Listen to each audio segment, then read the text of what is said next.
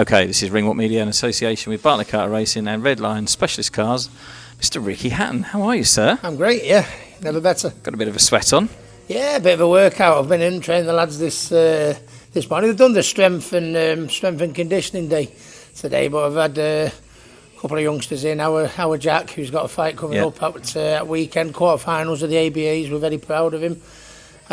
He's grown a bit. Yeah, he has. I don't think he's quite 6 foot. He tells you he's 6 foot. But He says 6'1", he says. Yeah, is he? Balls, yeah. But no, and I do Tuesdays, Thursdays. We're just having sometimes a couple of little other local lads, from the amateur gyms, what I mean, just have a little move out. It's nice to try and bring the next ones through for the future. Keep the Manchester boxing wagon rolling on, yeah. We're talking on the Manchester boxing wagon. 2 of your fighters out in the next 2 weeks. Ibrahim Nadime fighting for his first strap against Adam Rasool. Yeah, absolutely. He's coming to his own a little bit. He's had a few bumpy speed bumps along the way. He lost the fight against actually a very good opponent, actually, to be honest. But very close fight. Wasn't much in it, but he was poorly the week earlier. Yeah. And I had him in the gym. He was training and. I said, well, let's see how you feel next week, the week of the fight. He looked okay, he looked great, but unbeknownst to me, he was feeling a lot worse than what he was looking, and he never told me, so he ended up getting beat. And then he's had a bit of injury with a shoulder injury, do you know what I mean? And but he's really coming to his own, and I don't know whether it's maybe he was one of them fighters. He used to get the journeyman opponents, which we all had to go through that journeyman stage, but he used to turn his nose up and think whatever. I think he'd be the better opponent he fights, the better he'll be. You're getting these journeymans with a losing record, and it looks like he can't be arsed. Sort of switches off a little bit. And to be honest, I keep telling him, every fight you shop window, you've got to impress. Even against the lads you're expected to look impressed against, you've got to do. And sometimes but he's got his first title fight. It will be his toughest opponent, toughest fight. But I think that will make it be all the better, to be honest with you. Well, they know each other quite well, don't they? They've done a bit of sparring, I believe. Yeah, they've done a bit of sparring together. We often work together with Pat's team down there. It's just unfortunate, or fortunate. I don't know. I think it's going to be a great fight. That we've got a few that me and Pat's got a few that are in and around about the same weight, but. It's great that I think Adam and Ibby are both at the similar stages of the career. This is the right time for both of them, and sooner or later, you've got to take that step up, and I think it's the right time for both of them. Well, they say styles make fights. I think the two of them will put on a really good display. Yeah, absolutely. Ibby can have a little bit of a fight. He can box that distance. He can do a little bit of all. He's impressed me for the build up to this fight. Like I just repeating myself, like when he used to be training for them run of the mill journeyman, who are sometimes hard to look good against and stuff like that. But it should be good. I wouldn't say he'd be going through the motions training, but he's put his foot down. He's listening to everything you say this because he knows he has to. So I think we're going to see the best of Ibby. Well, let's hope so. And he's definitely doing well. The last couple of performances have been very good as well, haven't they? Yeah. So, and of course Jack Murphy, he's out in 2 weeks. Farnworth, and his 8th fight. Yeah, well, Jack Murphy's the same weight, to be honest, and he's sparred with Adam as well, so I would say this will be Jack's last 6-rounder. We're getting an 8-rounder now. He's sparred with Adam as well, and obviously I see him, sparring with Ibby, on a daily basis here. And I think that the plan is to next fight, get after this one, get Jack an 8-rounder. Once he gets an 8-rounder, then if the vacant title comes, because I'm hoping Ibby's going to win a week on Saturday. I'm pretty certain he will do, and if he does do that, hopefully he can move on, to English. That'd be good. And I don't want to jump the gun because I don't want to be disrespectful to Adam, who's they've always had very good competitive spars. So I'm just talking in an ideal world. Hypothetically speaking, that's what I'd like to do. Get Jack an 8-rounder. So then, if Ibby vacates the title, fingers crossed, Jack can step in. That's our game plan. But in boxing, it never runs that simple. But I'm hoping it will do. Well, Jack steps it up every single time, and last time out, he had a very good opponent. It was a great fight. I mentioned to Jack in his interview, one of the things that's becoming noticeable is he's getting his distance and his range really well in that first round, and it makes the rest of the fight a lot easier for him. Yeah, he's got wonderful ability. Upper body movement, hand speed. Yeah. He's added punching power to his game. at one point a little bit too much foot movement, where he wasn't able, in doing so, he wasn't able to gain the power in the punches. But now he's holding his feet a little bit more. He's hurting. He's doing damage. Normally he'd do damage, and he was that used to, he'd be hurting the kid, and he'd be on the other side of the ring. Where now he's doing his damage, and he's having a little bit of a look and holding his feet, and instead of obviously throwing his combinations and always moving back, he's gone from throwing his combinations and holding his feet now to throwing his combinations and stepping into the gap as well. So for someone who was talented but a bit on the negative side, he's a very hurtful fighter to fight now, Jack. Well, you mentioned earlier your I think it's your nephew, Jack, and he's got a couple of amateur fights coming up. I think he's in the quarterfinals, isn't he, of a big tournament? Yeah, quarterfinals of the ABAs.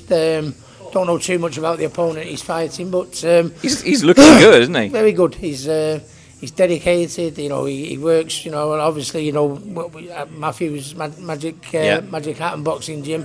They've got a good team there. With Matthew, and I think that's is improved. I like to think I've helped him a little bit. He's been coming down working with me for a good number of years now, and he's dedicated. He's got a good team behind him. He listens on every word you say. He's like a sponge. He loves it as well. He takes it all in. He loves it. He's dedicated. Don't know too much about the opponent, but Jack, even though he's a beanpole, and a southpaw, he's not just a distance fighter. He's equally as good up close, believe it or not, for a beanpole. So. Whatever the style is on Saturday, I think whatever the style is that weekend, I think Jack will have the attributes to hopefully be able to adapt. Yeah. Listen, it's been a busy few days in boxing. Couple of things to talk to you about. First thing, obviously, Conor Benn cleared by the Boxing Board of Control and ready to fight, and he wants that Eubank fight. Yeah, well, I think it's the obvious. It's the obvious one. I just hope it's at a weight that is safe for the both of them. I wouldn't like to see. I'm a friend of Nigel. And Conor. Do you know what I mean? You had him here, didn't you? Yeah, and although I respect Chris Jr. and his dad equally, it is the right fight to make. But as I consider as a boxing family and that, I hope it's a weight that is feasible for both of them. Sensible for both of them. I don't want, I'd rather have not Conor going up too much and I'd not like Chris boiling down too much. I hope they can find a weight. And if they do find a weight, it'll make for the better fight. Well, they had some shenanigans in Saudi Arabia a couple of weeks ago. We were there to see it, and I don't think there's any love lost there. I think they both want that fight as well, so it should happen early next year. It's like, what the thing is, it's amazing how you look at my son Campbell, you know what I mean? He looks like me, he walks like me, talks like me. He even tells the shit jokes like me. He's exactly. a City, he's a fighter. He's like, you got half the jokes from you clown. I don't know what you're on about. But no, and it's the same. You look at what Nigel was like and how he talks and how his mannerisms are. That's exactly how Conor is. And Chris Jr. exactly the same as Chris Senior. A little bit of an arrogance in the voice and everything like that. So it is the biggest fight in British boxing to be made at the minute. It is, and hopefully it will come off. But like you say, I'm not in this game. I don't want to see my heroes' sons get hurt. So I hope it's at a weight that is right for both of them. And the Board of Control are pretty good. I think they'll make sure that happens. And of course, very near to Usyk and Fury 2. Lots of split opinions on how this fight's going to go. Obviously, Usyk picking up the win last time. Everyone seems to be pushing towards Tyson this time. Is he going to get redemption? I think Tyson will. I think he'll find that little bit extra.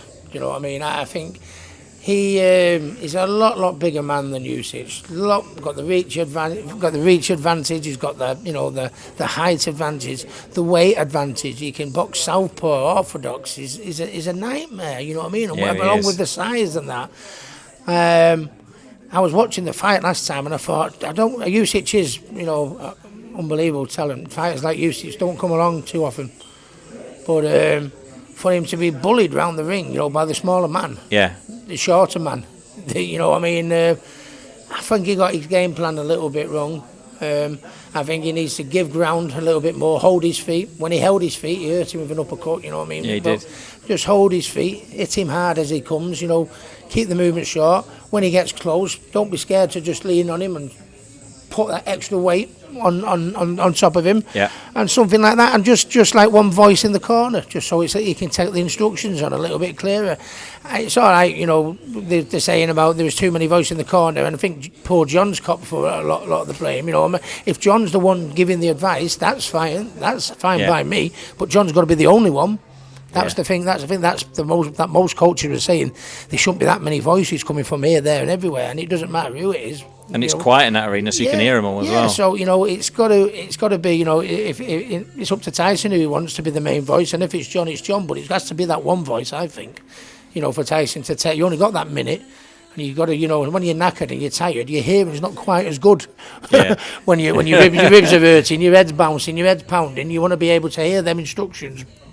Yeah. So one voice, whoever that ends up being. So prediction? I don't know. I do think Tyson's looking a little bit fragile now. You know, he seems to be, you know. And I know them Wilder fights would have took it out of him, just like he's took it out of Wilder. Yeah. You know, in them epic fights. And his problems back in the day when he lost all that 10 stone. I hope it's not caught up on him, but there is signs there that it could have done. Yeah. But I think no, he's a very, very proud man. I think he's got. When I saw him training in this very gym in here, I was gobsmacked with the ability that I saw. 4 and 5 sparring partners in, and just standing them all on his head. You know. Yeah. I think a bit of pride will come through for him, and I think he'll get the tactics right. I think he'll use his size and height and reach. It'll be a toss of the coin fight. I think it'll be a close fight. It's not going to be a one-sided one, is it? Whether it goes Tyson or Usyk. But I just fancy Tyson has got this one last hurrah in him. And listen, last note, we were over in Los Angeles a couple of weeks ago, caught up with a friend of yours, Roberto Diaz, and very complimentary about his relationship with the Hattons and yourself especially. He's obviously working now in management. It's nice to see Roberto giving his expertise over into some younger boxers now, isn't it? Yeah, absolutely. I knew Roberto. You know, before he worked for Golden Boy. That's and we got together. I knew him when I went over watching Marco Antonio Barrera. That's when we first met. When I first met Marco and I first met Robert, and you could see that, you know, he was part of Team Barrera. He was very knowledgeable in his boxing and stuff. And then obviously he went to Golden Boy and he really flourished, you know, from there on in. And he's still in the game, you know. Trying to bring the next ones through. He's a good man to have on your team, not just from a boxing knowledge aspect. He's a good friend and a good man to have on your team. Period. And we've had so many good times in boxing, so many good times as families. Do you know what I mean? You know, with him and his kids and his missus and everything like that. One's lovely experiences we'll be talking about when I'm as old as you, Jonathan. All right, you had to get one in, didn't you? Well, listen, on that note, Mr. Hatton, nice to see you. Good luck with Ibby and with Jack. Let's hope there's a couple more wins coming. Just one last thing I totally forgot. Chloe, bless her. She's a bit frustrated at the minute. No fight. She's been injured, but she seems to be coming back and ready to go. No, she's had a nightmare, to be honest with you, through no fault of her own, to be honest with you. She got matched with... I think we one opponent and that fell out, and then I think Maisie Rose got put into the number one contender when that fight fell through, and then Jasmina beat Maisie Rose. So then the fight with Jasmina, I think I've got it all right. It's been that many tosses and turns, and then I think the fight with Jasmina, then Chloe's shoulder damaged her shoulder injury and that. So from winning the European title and going on to moving on and having good paydays and heading towards a world title fight, she's just done 1 6-rounder, and it's been absolutely so frustrating because she's improving. Like, she is getting bigger and stronger and better, and you know, and it's just been a shame. But we just had a letter through from the initial French girl she should have boxed before the Maisie Rose fight. The board have put that forward instead of Jasmina. I thought we were fighting Jasmina, but we've had a letter from the EBU saying that this French girl's number one into. So I need to, when I get 5 minutes, I speak to Paul Reddy, you know, and to find out what the ins and outs. But from the knowledge what I've got of that note, that's the opponent. And then I think purse bids are in a couple of weeks.